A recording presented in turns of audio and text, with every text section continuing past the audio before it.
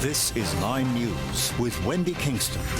Rate cut. The Reserve Bank reduces interest rates to their lowest levels in half a century.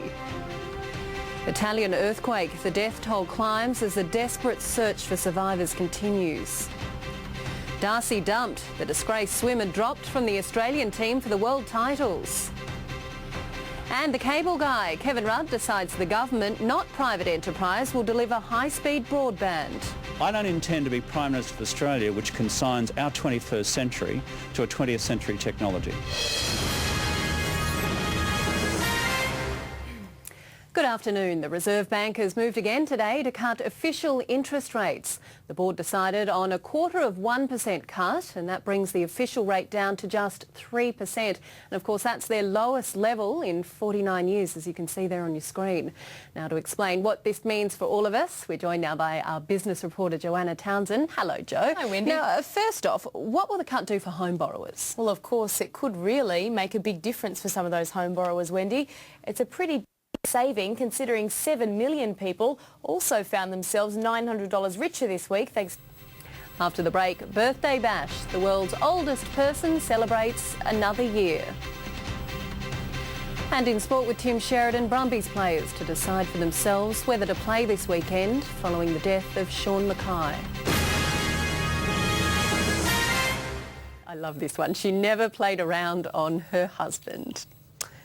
3 pieces of good advice there. Now on to sport with Tim Sheridan. And Tim, not so good time for the Sharks. A bit of a bleak time for the fans in the NRL there. Wendy, they are swimming against a substantial tide of bad luck at the moment. Apart from financial woes and awful performances, the Sharks have now lost 3 players after taking early guilty pleas at the judiciary.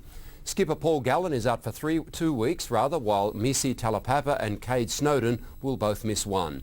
Last night, the Raiders chalked up their first win of the season with a 23-18 win over the Cowboys. Canberra had won 8 of the previous 10 clashes against North Queensland in the capital. Environment. And that's the afternoon in sport, Wendy. Thank you very much, Tim. Still to come, Jaynie Seal with all the weather details. But potentially heavy on Sunday, Wendy, so fingers crossed. All right, thanks, Jaynie. And finally, the latest arrival at Sydney's Taronga Zoo had her first public outing today. This little sea lion pup was born in late January, but she's been hiding away in the zoo's seal creche until now. She's the first Australian sea lion born at the zoo in 7 years, and she's the first pup to proud mum Kira.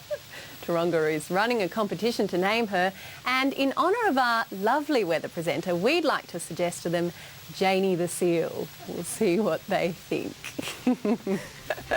And that is the afternoon edition for you this Tuesday. I'm Wendy Kingston. Thanks very much for your company. I'll see you tomorrow.